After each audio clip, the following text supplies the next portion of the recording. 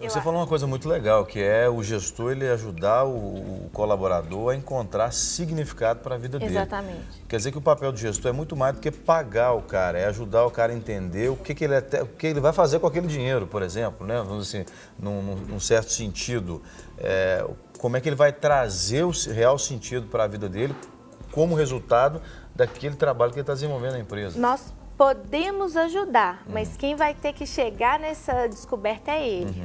Né? Nós podemos fazer isso. Sim. Mas assim, se a pessoa não quiser, aí não dá para fazer. Não dá para fazer. E aí dificulta a relação, inclusive. Né? Chega um ponto que a gente nós podemos estimular. Mas quem tem que dar o passo é a própria pessoa. Chega uma hora, eu não posso entrar na casa da pessoa, eu não posso fazer pela pessoa. A pessoa tem que querer. Outra coisa que eu ia te perguntar, que um grande vilão das empresas até então era a contratação. Quando não sabia contratar, penava aí 3 meses, que era a fase da experiência, e via que não tinha nada a ver com aquela vaga.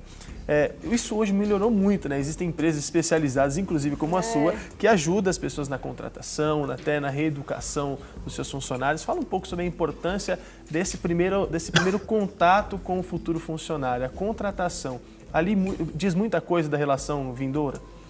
Olha, a contratação ela é fundamental, porque se você erra, custa muito caro, né? É uma furada contratar errado. Assim, por mais que a gente desenvolva, assim, ainda não conseguindo 100% de acerto, mas ela já diz muito. Porque ter um estranho na sua empresa, assim, é muito difícil. As pessoas elas vão se revelando com o tempo.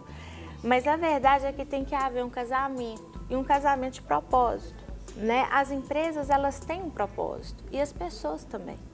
Então tem que ter um casamento de propósito, mas tem que ter um casamento de propósito também entre os colegas de trabalho. Então por isso que às vezes tem tantos conflitos nas relações entre os colegas, né? Então às vezes o colega tem um propósito de vida e o outro colega tem outro propósito. Então um ali no momento ele está querendo simplesmente passar a vida dele, não está nem aí, o outro não, o outro quer crescer, quer ralar.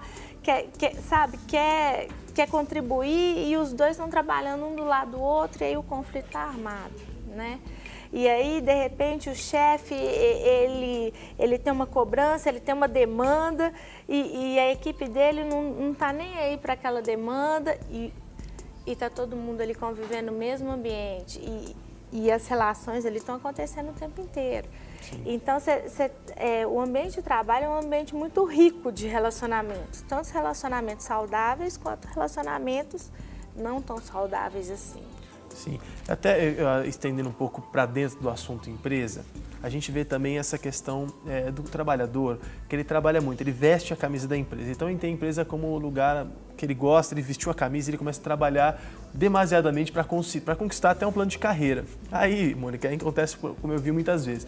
A pessoa torna-se tão boa naquilo que ela faz que ela não é promovida, porque há um medo do próprio gestor de falar assim, vou tirar esse rapaz dali, eu vou perder muito, mas ele está trabalhando com excelência para crescer.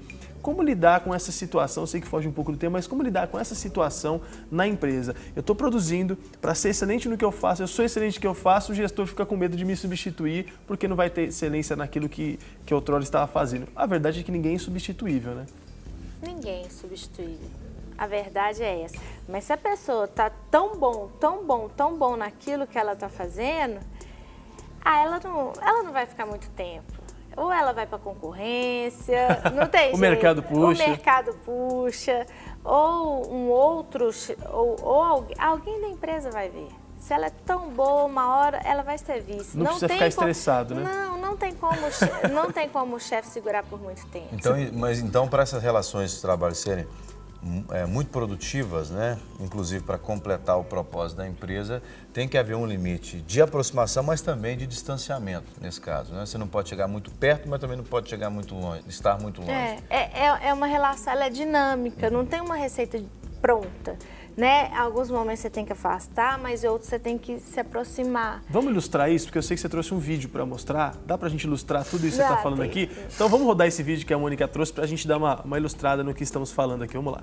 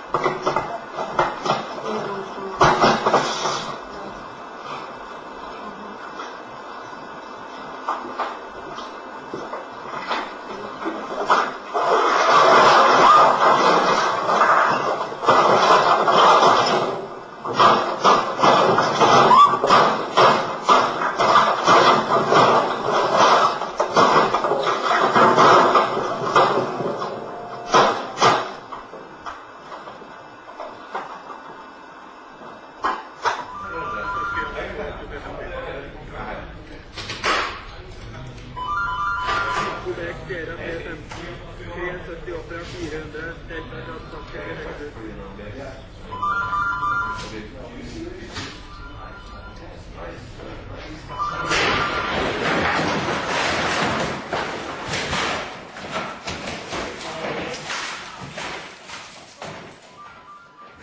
Nossa! Olha Esse é o que cúmulo do estresse. coleguinhas calminhos, né? Já pensou trabalhar Isso acontece de verdade, né? com pessoas certeza. calminhas desse jeito? O que é engraçado desse de um vídeo é que todo mundo continuou trabalhando normalmente, É. os outros todo mundo parou e ficou olhando. Esse é os dois se pegando lá, todo mundo trabalhando na Todo paz, mundo como se tranquilo. nada tivesse acontecido. Mas esse é o resultado de relações não saudáveis no trabalho, né, Mônica? São extremos, mas assim, não começou, isso não foi o primeiro dia. Começa assim, com algumas situações de estresse que terminam desse jeito. Se a gente não cuidar, termina assim. Né? Por isso que a gente tem que vigiar. Então ficam as dicas, né, da Mônica Hauck para o nosso quadro Mundo do Trabalho. Com certeza você vai pensar muito bem, né, da próxima vez em não atender o telefone na hora certa, ou como falar com o seu amigo, né? E aí está o contato da Mônica, se você quer saber mais a respeito desse quadro, pode falar direto com ela também. Mônica, obrigado. Posso deixar um versículo? Claro, por favor. Vamos fazer o seguinte, vou deixar um para casa. Todo mundo vai ler Colossenses 3:12. 12 a 15. Porque eu estava pensando assim, o que fazer para a gente manter uma relação saudável no trabalho?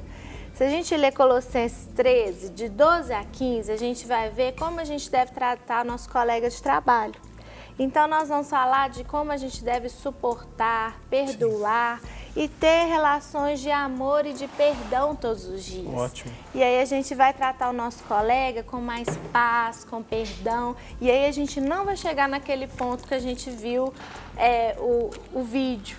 Olha, Bom, o Jean tá até com a Bíblia ali, ó. no caso de alguém não ter aí uma Bíblia à mão, Ótimo. nós vamos ler Colossenses 3, de 12 a 15, que você falou? Isso. Então, como não chegar naquele extremo, né? Inclusive o pessoal da técnica lá estava tudo dando risada aqui, o pessoal da nossa técnica, da nossa direção, porque realmente, é o que você disse, né? Não começa do dia para noite, são Não, gotas, né? Gotas, até um dia que você, ó, Então vamos lá, O que Colossenses, fazer para não quebrar o telefone, Aí vai lá pro né? Clínica da Alma. Colossenses 3, de 12 a 15. Revesti-vos, pois, como eleitos de Deus, santos e amados, de entranhas de misericórdia, de benignidade, humildade, mansidão, longanimidade, suportando-vos uns aos outros e perdoando-vos uns aos outros.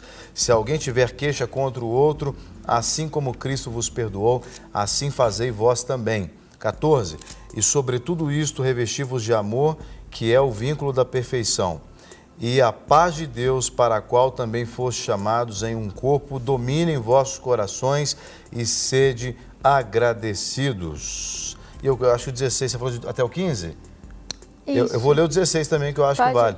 A palavra de Cristo habite em vós abundantemente em toda a sabedoria, estando-vos ensinando-vos, e admoestando-vos uns aos outros com salmos, hinos e cânticos espirituais, cantando ao Senhor com graça em vosso coração. E quanto fizeste por palavras ou por obras, fazei tudo em nome do Senhor Jesus, dando por ele graças a Deus Pai. Porque o que eu tenho aprendido é o seguinte, um dos instrumentos corporativos mais eficazes e que a gente usa menos é o amor. Quando a gente usa o amor nas empresas, a gente consegue resultados maravilhosos. Não sei por que a gente não usa tanto. Se a gente usar mais o amor e menos assim conta, cálculo, a gente consegue mais resultado. E se você quiser saber o conceito do amor, vai lá em 1 Coríntios, capítulo 13, que ali está o conceito do amor, né? Não tem nada a ver com o que o mundo prega de amor.